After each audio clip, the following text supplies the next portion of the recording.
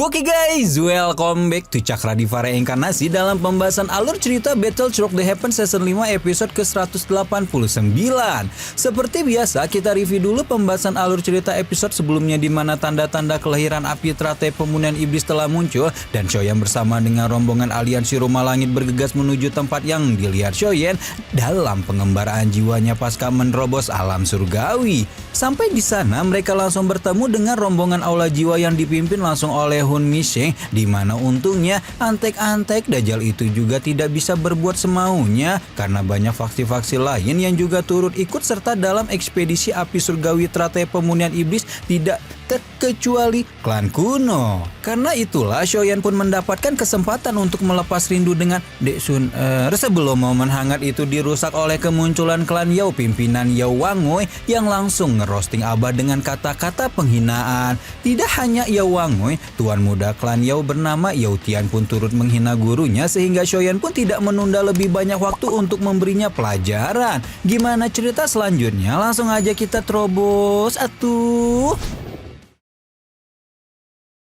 Abah Yao menyunggingkan senyuman bangga di wajahnya setelah Shoyan membuat Yao Tian menjadi babak belur, sementara Yao Wangui menunjukkan ekspresi yang sama sekali berbeda karena dia dapat mendengar sayup-sayup pergunjingan duniawi yang menjuli di penampilan memalukan Yao Tian setelah tuan muda klannya itu dihajar oleh Shoyan. Kalau Yao Wangui saja malu, apalagi Yao Tian selaku objek pergunjingan yang tidak dapat menahan amarah membuncah di hatinya atuh, dan berpikir bahwa dia tidak akan sanggup menghadapi orang lain kalau tidak memberikan balasan yang sepadan untuk Shoyan. Karena itulah Yao Tian kali ini akan bersiap dengan sangat serius dan memutuskan untuk menunjukkan kekuatan api roh kura-kura api bumi untuk pertama kalinya.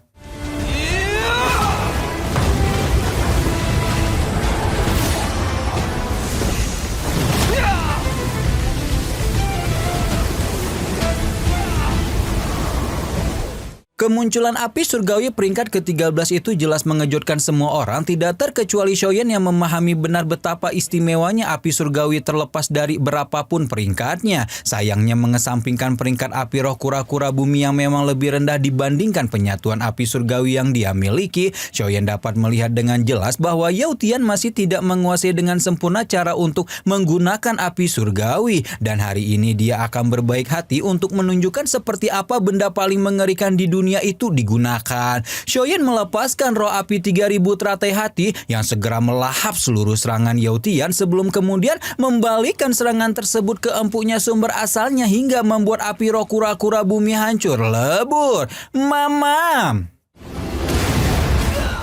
Begitu kekuatan roh api kura-kura buminya dihancurkan, Yao Tian auto bengek dan tidak sanggup lagi mempertahankan dirinya sendiri sehingga Yao Ling pun harus turun tangan untuk mendukung abangnya yang so yes tersebut. Yao Ling memanggil nama Yao Wangui seolah meminta bantuan sehingga tetua klan Yao itu pun langsung turun tangan secara pribadi untuk memberi Shoyan pelajaran. Yao Wangui melepaskan serangan elemen kayu yang berubah menjadi tinju raksasa, di mana orang yang telah mengusir abah dari klan itu sangat percaya diri bisa menghukum Shoyan mengingat jarak kekuatan di antara mereka cukup besar. Sayangnya Shoyan ini nggak datang sendirian, dan bahkan jika Yao Chen pun tidak bisa membantu muridnya, masih ada sang kaisar naga Void kuno yang siap sedia melindunginya. Jian dengan santai kembali ke belakang Shoyan setelah mempermalukan Yao Wangui dan membuat tetua klan Yao itu nyaris saja hilang kendali kalau tidak dihentikan lebih dulu dengan interupsi Sun Er. Yao Wangui sebenarnya tidak mau mendengar omong kosong bocil kemarin sore seperti Sun Er, namun di sisi tuan putri klan Gu itu ada Gunan Hai yang kalau dia bekerja sama dengan Jian jelas aja atuh akan sangat merugikan baginya. Karena itulah Yao Wangui memperingatkan Yao Chen untuk tidak buru-buru merayakan kemenangan. Meskipun Abah tidak sedikit pun merasa telah memenangkan sesuatu dari Yao Wangui karena tujuannya untuk memastikan nama orang tuanya tertulis di monumen leluhur klan belum terwujud, dan auto membuat Yao Wangui tertawa sinis mendengar keinginan Yao Chen yang tidak masuk akal. Xiaoyan tidak dapat menahan amarah menyaksikan betapa tetua klan Yao ini benar-benar merendahkan gurunya. Namun sebelum tuan muda ketiga keluarga Xiao itu sempat terlibat konfrontasi dengan Yao Wangui lagi, fluktuasi energi intens meluap dari celah kelahiran api teratai pemunian iblis dan membuat Abah buru-buru menghentikan muridnya karena saat ini hal terpenting adalah menemukan api surgawi peringkat ketiga tersebut. Xiaoyan menarik napas panjang menatap gurunya lekat-lekat dan berkata bahwa suatu saat nanti dia pasti akan pergi ke klan Yao dan memastikan Abah mendapatkan keadilan yang memang seharusnya dia dapatkan. Baru setelah itu, Xiaoyan mengajak rombongannya untuk masuk ke dalam celah api teratai pemunian iblis untuk menyusul faksi lain yang sudah lebih dulu melakukannya. Xiaoyan baru saja masuk ke dunia api teratai pemunian iblis yang bahkan terasa panas untuk Kang Sate sejak dini seperti dirinya. Nah, tuan muda ketiga keluarga Xiao itu baru saja hendak mencari keberadaan rekan-rekannya yang terpisah ketika melewati portal masuk dunia api surgawi. Namun tiba-tiba saja rombongan aula jiwa sudah lebih dulu mencegatnya dengan ekspresi sinis. Hun Miseng berkata bahwa dia memang ditugaskan membawa Xiaoyan dan bertemu dengan pemuda itu seperti ini benar-benar mempermudah tugasnya. Xiaoyan tidak mau membuang waktu basa-basi dengan para antek dajjal ini dan meminta Hun Miseng untuk segera mengemukakan keinginannya dan tiba-tiba tiba-tiba saja Hun Miseng membuka sebuah celah spasial yang menunjukkan Xiaoyan alias bapaknya sendiri dalam kondisi yang sangat mengenaskan. Tubuhnya begitu lemah dan penuh luka sampai Xiaoyan tidak tahu lagi penderitaan macam apa yang selama ini dirasakan oleh ayahnya. Di sisi lain, sang kepala aula jiwa menunjukkan tabiat yang sangat tenang sebelum kemudian memberi Xiaoyan dua pilihan, yaitu memberikan Gyo Kaisar kuno Tause dan melumpuhkan tangan serta kakinya sendiri atau menolak pilihan pertama yang akan membuat ayahnya terbunuh. Namun Xiaoyan segera meminta Xiaoyan untuk lari dan tidak mengkhawatirkan dirinya karena bagi kepala klan Xiao terdahulu itu keselamatan putranya lebih penting dari seisi dunia. Berhubung Xiaoyan tidak lagi memiliki alasan untuk hidup di dunia, Hun Miseng pun tidak keberatan mewujudkan harapan tersebut dan langsung menghabisi tawanan belasan tahun mereka di depan mata kepala putranya. Bersama dengan tubuh ayahnya yang berubah menjadi ketiadaan, Xiaoyan merasa jantungnya seperti berhenti berdetak dan kewarasannya pun turut menghilang. Emosi naik dari hati dan meletup-letup dalam kepalanya hingga membuat sang tuan muda ketiga keluarga Xiao itu tidak mampu lagi menahan kemarahan. Seiring dengan kemarahan yang semakin membuncah, Xiaoyan pun mulai kehilangan kesadarannya karena tanpa disadari dia sebenarnya telah masuk ke dalam ilusi api teratai pemunian iblis.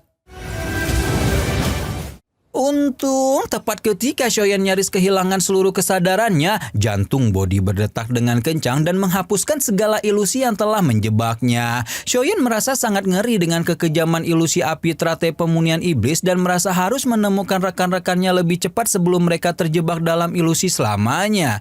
Dan benar saja, begitu keluar dari dunia ilusi, Xiaoyan melihat banyak ahli telah kehilangan kewarasan mereka dan segera menyebarkan persepsi spiritual untuk mencari keberadaan rekannya yang lain. Pucuk dicinta ulang pun tiba. Tidak lama kemudian, Xiaoyan melihat Abah yang sedang duduk dengan ekspresi gelisah menandakan bahwa gurunya belum berhasil melepaskan diri dari jebakan ilusi api teratai pemunian iblis.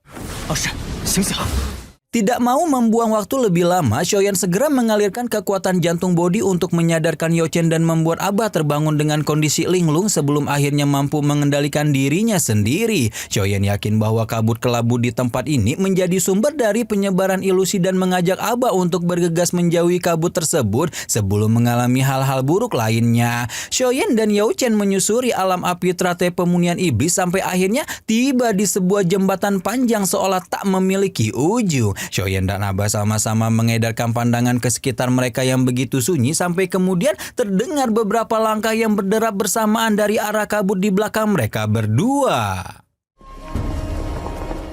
Ternyata derap langkah itu berasal dari rombongan klan Gu dan aliansi rumah langit lainnya yang auto membuat Shoyen gembira karena bisa melihat ayang embebnya lagi. Sun Er memanggil Shoyen dengan ceria dan tuan muda ketiga keluarga Shou itu hendak mendekati kekasihnya kalau tidak diperingatkan oleh Yo Chen agar waspada karena kepala aliansi rumah langit itu khawatir kalau rekan-rekan mereka ini juga sebuah ilusi. Shoyen tetap mengikuti instruksi gurunya untuk berhati-hati, namun begitu Shoyen mendekati Sun Er dan menatap mata indahnya lekar-lekar, tuan muda ketiga keluarga Shou itu langsung yakin bahwa tuan putri klan Gu itu bukanlah sebuah ilusi. Jian langsung gumoh melihat dua sejoli ini tuh benar-benar gak peduli tempat dan waktu. Begitu juga Gu Qingyang yang hanya bisa geleng-geleng kepala karena dia udah khatam banget jadi obat nyamuk.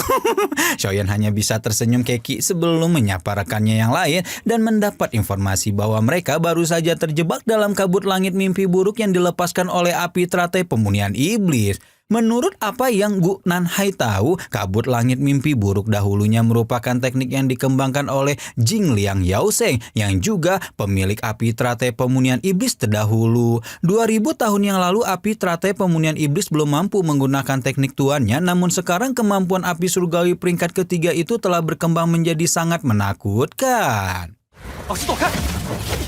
Lagi khusyuk ngobrolin api teratai pemunihan iblis dan kabut langit mimpi buruk, rombongan Shoyen kembali dikejutkan dengan kemunculan budak-budak api teratai pemunihan iblis yang setidaknya memiliki kekuatan sekelas ahli Dojun. Budak api itu sangat merepotkan karena bisa dengan mudah menghancurkan diri sendiri, dan karena itulah Gu Nanhai mengajak semua orang untuk melarikan diri saja alih-alih menghabiskan kekuatan untuk bertarung. Mengikuti arahan Gu Nanhai, seluruh rombongan bergegas menuju pintu gerbang yang ada di ujung jembatan, di mana setelah memasuki gerbang tersebut mereka langsung dibawa masuk ke dalam sebuah aula besar yang memang tidak dapat dimasuki oleh para budak api.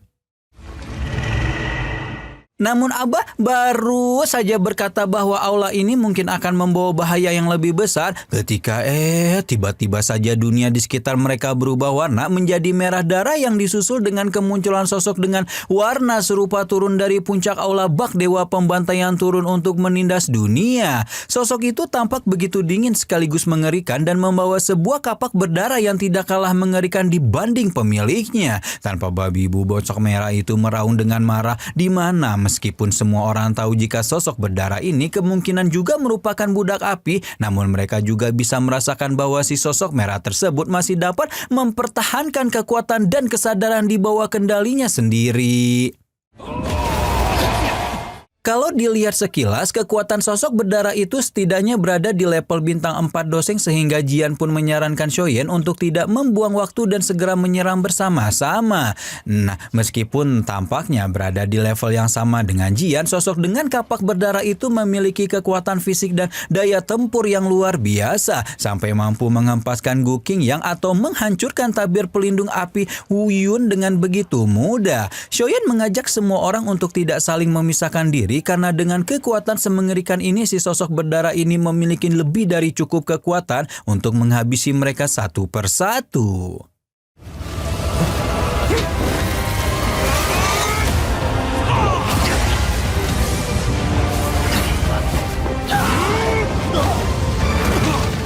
Shoyen menarik keluar penguasa hitam Suan dan bekerja sama dengan Sun Er untuk melawan sosok berdarah meskipun pada akhirnya mereka berdua dihempaskan dengan begitu mudah oleh sang budak api. Jian tidak terima teman-temannya digeprek oleh budak api ini dan mulai mengajaknya baku hantam Baiwan, di mana Jian memang salah satu dari dua ahli dalam kelompok yang memiliki kekuatan setara dengan si budak api. Lah, satunya siapa bang? Satunya lagi adalah Gu Nanhai yang juga bergegas memberi Jian pertolongan, dan ketika budak api mengerikan itu dipojokkan oleh dua ahli doseng bintang 4 dalam rombongan mereka, Shoyen pun segera merapal teknik telapak tangan penciptaan agung untuk menariknya ke dalam kekosongan yang tak berujung.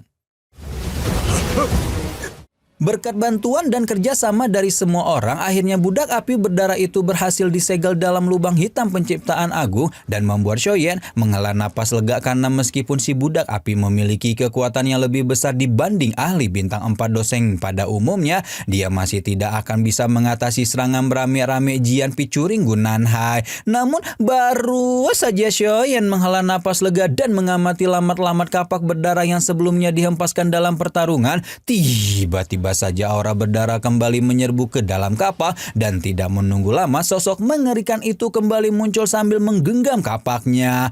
Hal yang membuat Shoyen terbagung-bagung adalah kemunculan simbol aneh di dahi sang budak api yang setelah diperhatikan lama-lama tidak lain dan tidak bukan adalah tato klan Shao yang seharusnya sudah musnah dari dunia ini.